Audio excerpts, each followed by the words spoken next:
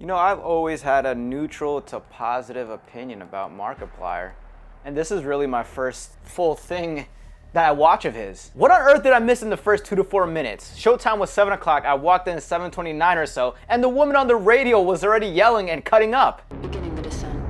Cruising depth in roughly 2 minutes. I thought she was some built-in Siri for whatever he was in, but aside from that hiccup, I was instantly obsessed with the cinematography. Iron Lung looks beautiful. I mean, coming from expecting the movie to look like this. You don't think I can do it? No, but I do think it'll be fun watching you try. But instead looks like... You did test this thing, right? This is the test. Closing porthole show. I think I have a right to be flabbergasted. And yes, that was my first time watching any bit of the trailer. I was recommended the movie and knew nothing about it, but I walked shit down and watched anything and everything. Seriously though, I'm about to give Iron Lung some high praise. Back when I first saw Alien Romulus, I said that movie was visually beautiful and that it deserved an Oscar nomination for visual effects or cinematography. And what happened? It got exactly that. Now this movie won't hit the Oscar levels cause the industry, but that same feeling of awe at just how satisfying it looks visually matches how I felt for Romulus. While yes, I was confused at times and when the gaps in my knowledge about the story were hindering my experience, it still couldn't drag the movie down for me. And Mark, is his name Mark? Oh, thank God.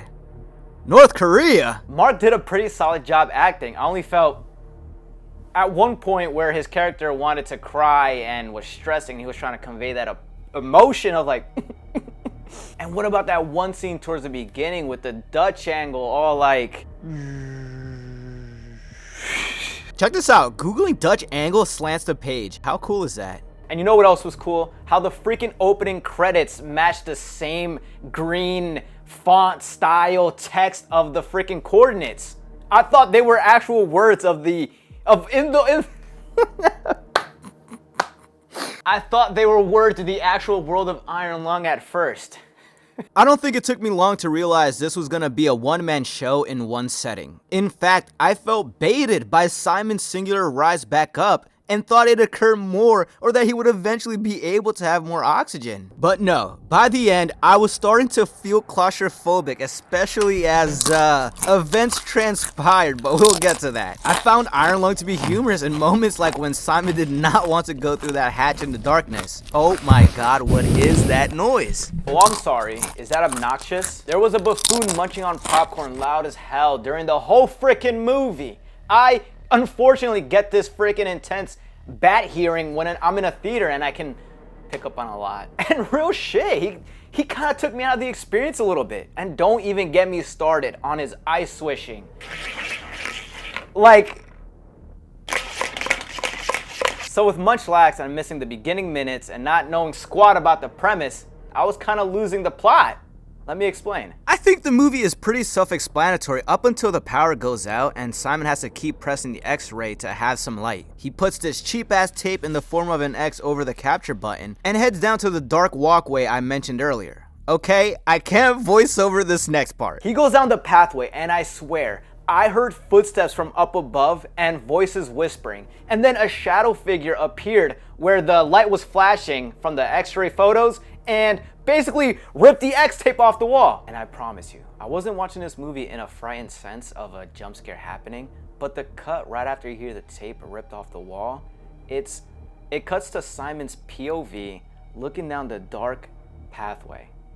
And I swear, I guarantee there was a demonic demon literally right in front of him. Could have been paranoia talking, man. That is my truth, and I might have been in a state of spooked hysteria and making stuff up, but could you blame me? There were times where there were 2 Markipliers, but that was just movie magic. Yo, I'm laughing, man. And can we talk about his past? Guys, I didn't get that either. There was a Stranger Things flashback when I guess he was a kid, and there's a group of them like talking to a tree, I guess, and then he starts hallucinating, I think. I was unfortunately confused. He starts talking to the woman and she shares these coordinates and the destination ends up being a figure of light. Like, did I really miss a ton in the beginning or is this just a movie? He checked the radio, which the wire was cut off, so there was no way he was being communicated with, but then when he snapped out of it, the radio was fine. I got man.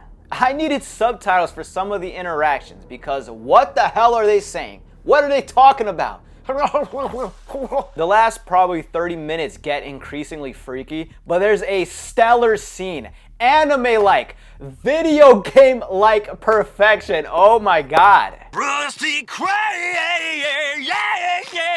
The blood Simon is traveling through cracks the glass and spits into the sub, splitting that hoe up like some Tron shit, and it goes slow-mo, normal, angle here, angle there, and it was awesome. Now I like Iron Lung. It was a great time, I'm telling you. F every pitfall I'm mentioning because the cinematography is the foundation that holds strong. But I did not like the ending. I did not like the ending. And not because of bad writing or whatever the fuck. That's just the story, man. If the game ends the same way, I don't like the game's ending. I don't know. I lost the plot. There's spores growing everywhere. There's infinite blood cheat code activated, and it's hurting Simon. Or is it really? And what's even the mission? Because he's told to retrieve data, but then to save a box while the voices are telling him not to. Then here's the kicker. He turns into Vecna, and 3 minutes later, the movie ends. The movie kind of just ends. Sure, I'm being vague about it, but I'm assuming if you're watching this, you probably saw the movie. The closing shot is like 5 seconds, moments after darkness, and credits. Bullshit, I said as it was apparently over. Truly, if I were to give my opinion on negative points about Iron Lung, they would be A, you might need subtitles, and B, those last 10 to 15 minutes are insane. That's really it because as the title goes, Iron Lung surprised me. I really went in thinking it was gonna be some shot on iPhone looking movie like he's all that, but what I got was a damn film. And I liked it, and its quality. It's a movie I had zero urgency for and was not even on my watch list. I may not consume his content, but from what I've seen over the years, and now with this, I guess, I like Markiplier. Seems like a really good dude. It's a shame they hid his box office results once it was climbing to the top. Nice little impromptu video here with Iron Lung. Upload at the start of the week. This makes a second. I'm looking for a third before the 28th. I'm inactive, but actively pursuing the next upload. I will always be here. This is bigger than us.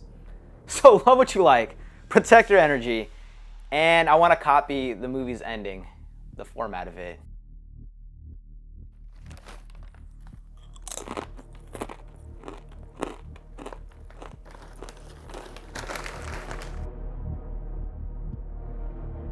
Ha ha!